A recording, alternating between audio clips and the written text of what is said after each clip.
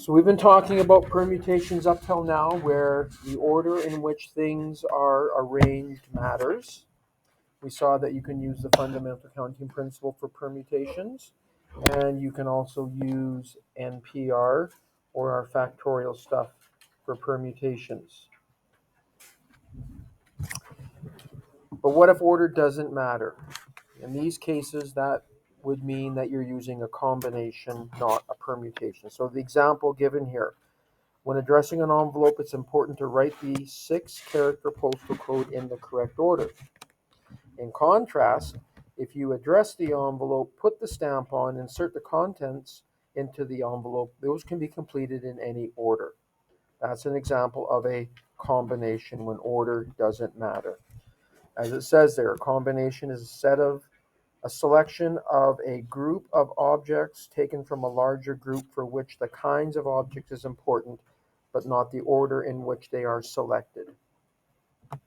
There are several ways to find the number of possible combinations. One is to use reasoning. You can actually use the fundamental counting principle, but then you have to divide by the number of ways that the object can be arranged amongst themselves, because that doesn't matter. Right? So that would be one way to get the number of combinations. For example, if you wanted to calculate the number of combinations of 3 digits made from the digits 1, 2, 3, 4, and 5 without repetition, there would be 5 choices for the first, then 4 for the second, then 3 for the third. But that's the fundamental counting principle. And that means that you're saying order matters, and that gives you 60. However, the 3 digits can be arranged in 3 factorial ways amongst themselves, so you'd have to divide by that. Combinations can be found one way by finding the number of permutations and then by dividing by the number of ways those objects can be arranged amongst themselves. So if you do that, you'll get 60 over 3 factorial, or 60 over 6, which is 10. The number of combinations is always less than the number of permutations.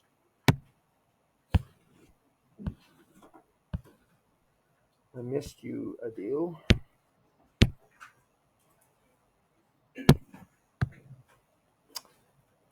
Okay. The notation NCR, and another way of doing it is using these brackets with N on top, R on the bottom. That represents a number of combinations of N items taken R at a time. So NCR is a number of permutations divided by R factorial. So it's N factorial over N minus R factorial divided by R factorial, or N factorial over N minus R factorial times R factorial. And this is on the formula sheet, that formula for NCR. So a combination is a selection of objects without regard to order. All of the 3-letter combinations of the letters P, Q, R, and S are given there. Again, order doesn't matter. So any combination, or should say any 3-letter set with the same 3 letters, is all the same combination. If you change the order, those different permutations, but it doesn't matter what order the 3 letters are in, any of the sets that include, say, the letters P, Q, and R is all the same combination. So we can find the combination function on our calculator the same way, same place that we found permutations. We go into math, over to probability, and you can see the NCR is number 3 in this list. So you'd put N in first, go to math, over to probability, choose NCR, then put your R value in, and you'll have it. One example of combinations is winning the lottery. Lotto 649, a person must correctly choose 6 numbers from numbers 1 through 49. It doesn't matter what order you select the numbers in. At the end, you're going to have whatever 6 numbers you select. So Pete began to wonder how many different combinations there were, and that can be found by going 49C6.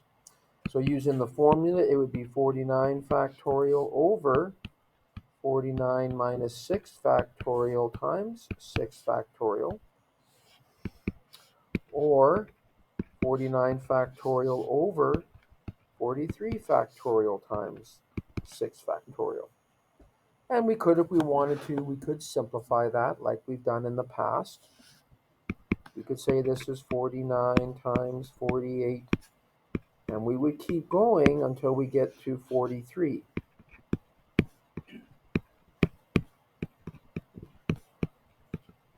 We'd stop there in the expansion, put a factorial on the end, because there is a 43 factorial on the bottom. They will cancel.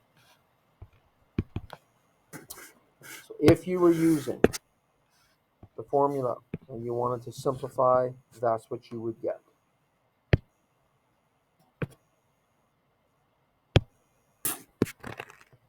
So it would be 49 times 48 times 47 times, whoops,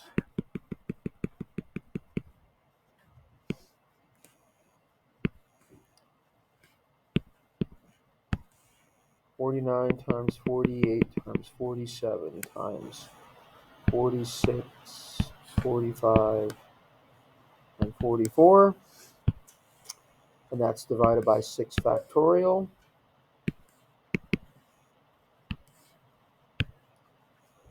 Which gives us a pretty big number. 13,983,816.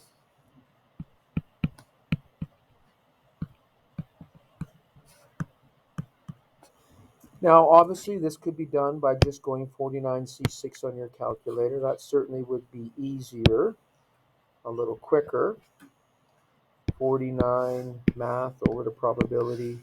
Number 3 in the list is NCR. 49C6 gives you the same number. Right?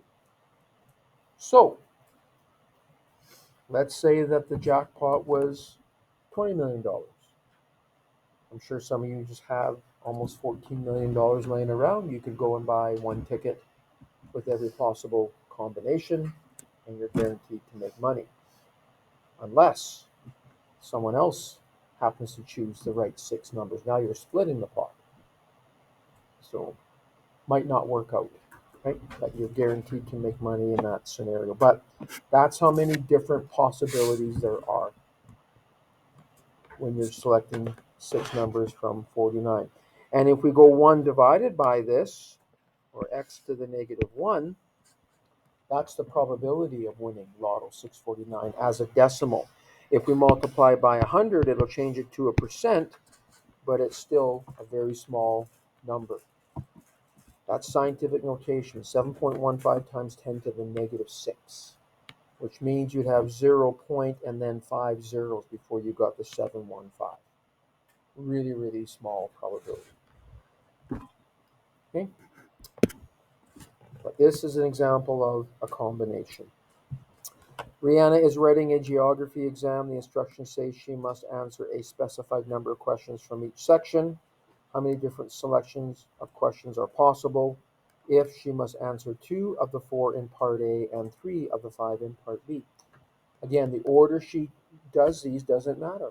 She just has to do any 2 of the 4 in part A, so that would be 4C2, and remember that means times. Any 3 of the 5 questions in part B, that'll be 5C3. So 4C2, we'll use our calculator to get this.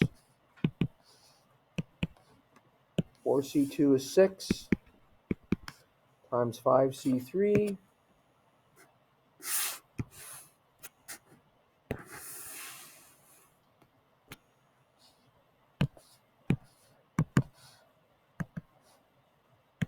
That's 10. And obviously 6 times 10 will give you 60. Now you could put this in all in one step. You can go 4C3, 4C2 I should say. Use the arrow key to go over and then times 5C3. It'll do it for you, give you the answer. Calculate each one, then multiply them together. What if she must answer 2 of the 4 in question 2 of the 4 questions in part A and at least 4 of 5 in part B. So there are 2 scenarios here that you'd have to look at. The first being 2 of 4 from A and 4 of 5 from B, or 2 of 4 from A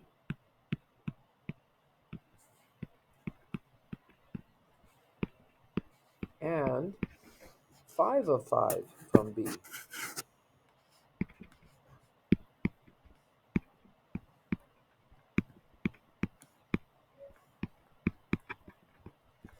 At least means that many or more. At least 4 from B means either 4 or 5. So and means multiply, or means add. So the first one, 2 of 4 from A, would be 4C2 times 5C4. Or means add 4C2 times 5C5. Now, 5C5 is 1. You're selecting all 5. Order doesn't matter, so there's only one way you can do 5 out of 5, because order doesn't matter. But the first part, 4C2 times 5C4,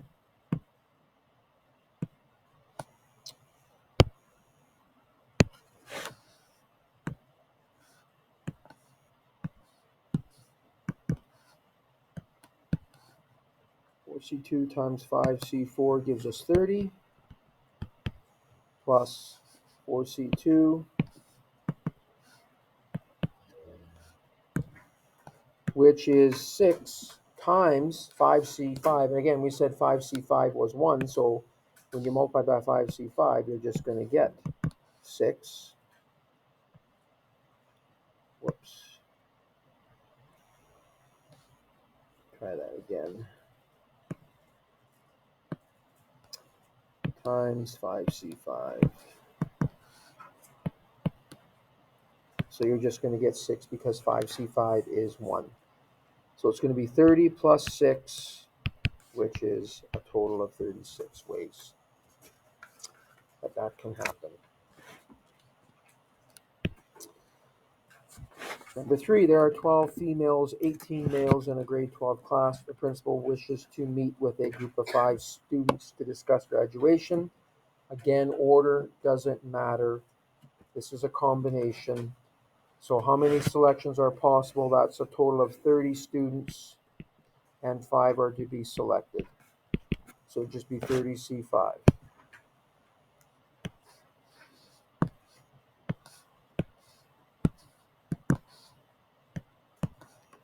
And 30C5 is 142,506. How many selections are possible if the group consists of 2 females and 3 males? So now we have to split it up. The 2 females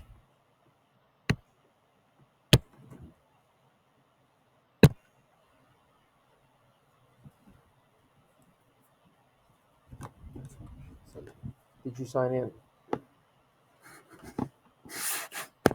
So the 2 females have to come from the 12 females that are in the class and times. Then the 3 males have to come from the 18 males that are in the class. And so like we've done before, we can do this all in one step. 12C2 times 18C3.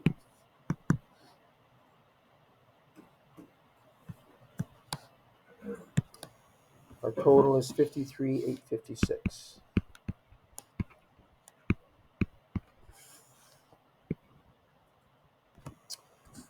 One of the female students is named Brooklyn. How many 5-member selections consisting of Brooklyn, one other female, and 3 males are possible? So the 1 here represents that Brooklyn is chosen. Again, order doesn't matter. There's only one way that she can be chosen. But now the other female has to come from the remaining 11 that are left, right? We started with 12 females in the class, but Brooklyn's already been chosen. We need to select one more. It's going to come from the remaining 11 females, so that'll be 11C1, and then the remaining 3 have to come from the 18 males. So 11C1 is just 11. So it's going to be 1 times 11, which is 11, times 18C3.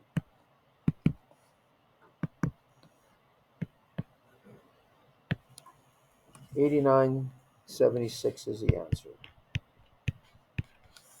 That's how many different committees could be chosen involving Brooklyn, 1 other female, and then 3 males. Jackson, the principal's son, is in the class, and he must be in the group. How many 5-member groups includes Jackson? So that's the only stipulation in this case. Jackson has to be in the group. There's one way that can happen. Then the other 4 will come from the remaining 29 in the group, right? It doesn't say anything about males and females for this part. The only restriction is that Jackson must be in the group. So the other 4 have to come from the remaining 29 students that are in this class. It'll be 1 times 29C4 or just 29C4. 23,751. So like we did before, we're dealing with the restrictions first. In this case, the restriction is that Jackson must be there. Okay. So that's what our 1 represents. Twins Peter and Sarah are in the class but cannot both be in the group. How many 5, that should be 5-member groups, do not include both twins? So like we've done before, there's a couple different ways you can do this. One solution, we'll call solution 1, would be all possibilities minus the possibilities with both.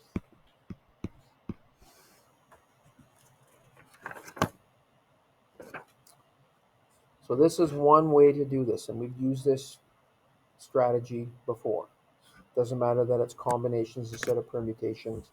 The same strategy could be used. So all possibilities would be 30C5, which we already did in part A. That was at 142,506. Minus the possibility with them both.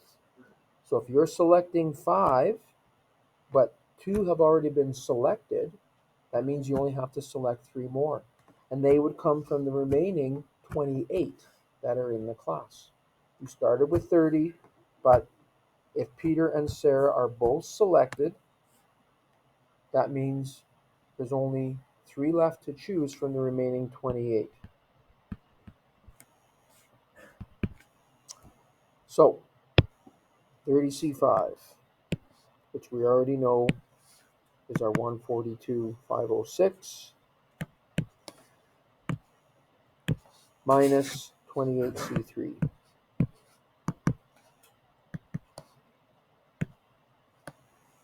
139,230 is the answer. Now, there's another way to do this. So this will be solution 2 to get the same answer. So again, we want to know how many groups can be formed that do not have both Peter and Sarah. So there are 3 scenarios that we can look at in. The first one would be Peter in, Sarah not, or Sarah in and Peter not, or neither in.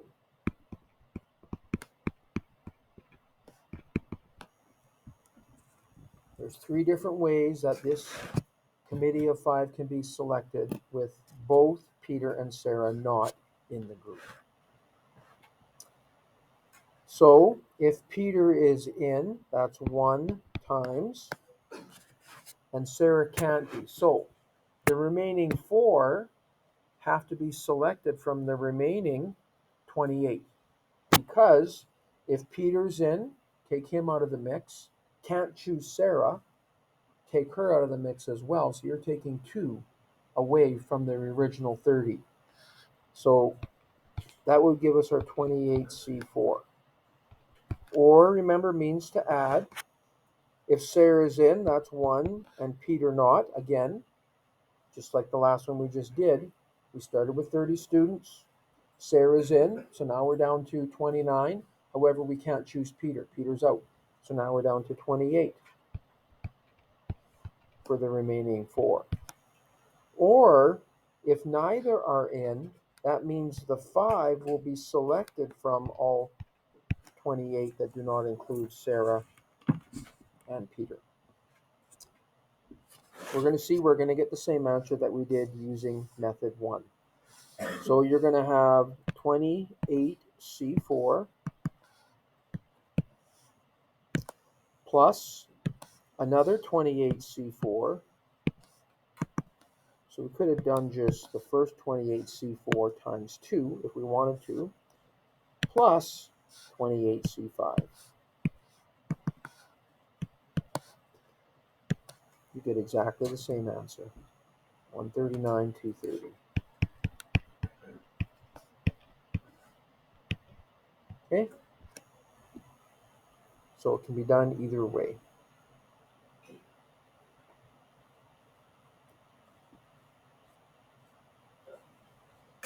Okay?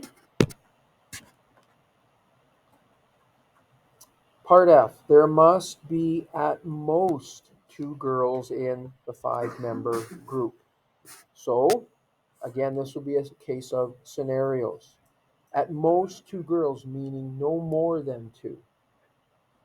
That means there could be 0 girls and all 5 boys, which would be the best one. Right, Satini? Yeah, that'd be way better, right? Yeah, I knew you'd agree with me. Or there could be 1 girl and 4 boys, or 2 girls and 3 boys. Those are the scenarios. And means multiply, or means add. So if 0 girls and all 5 boys, that means the 5 boys come from the 18 that are in the class. Or means add. 12 girls would be 12C1, and 4 boys would be 18C4. Or 2 girls would be 12C2, and then 3 boys, 18C3.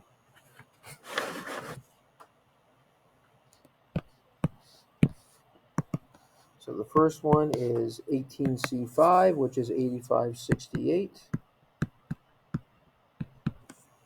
Store that into memory slot A. The next one is 12C1, which will be 12. But we'll just put it in as 12C1 times 18C4.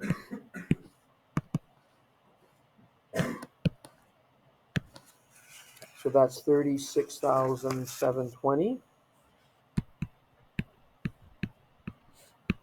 That will store into memory slot B. And then 12C2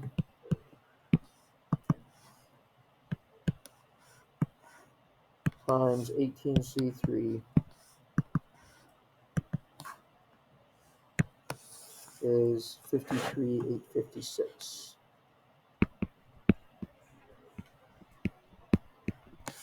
Which we will add to our value in memory slot A and memory slot B. 99,144 is our final answer. So Again, combinations are used when order doesn't matter. But after that, we're pretty much doing everything the same as we did if it was a permutation. The only difference is that we're using combination function instead of permutation. Remember, you cannot use fundamental counting principles for these. Fundamental counting principle, just using that is telling us that order matters. That's the same as a permutation. If you do use fundamental counting principle, you would have to divide by the number of ways the objects can be arranged amongst themselves. So it's easier just to use combinations. Okay. Page 534, questions 1 through 5 is your assignment. Remember the one from yesterday? I think it was on page 525. If you remarks, the one from yesterday. So if you haven't got that done, you can work on that. Also remember that the 9th, which is a little over 2 weeks away, is the last day for you to hand in any missed assignments. So if you've got stuff that's outstanding, you want to get working on that to get them done. We've got 3 classes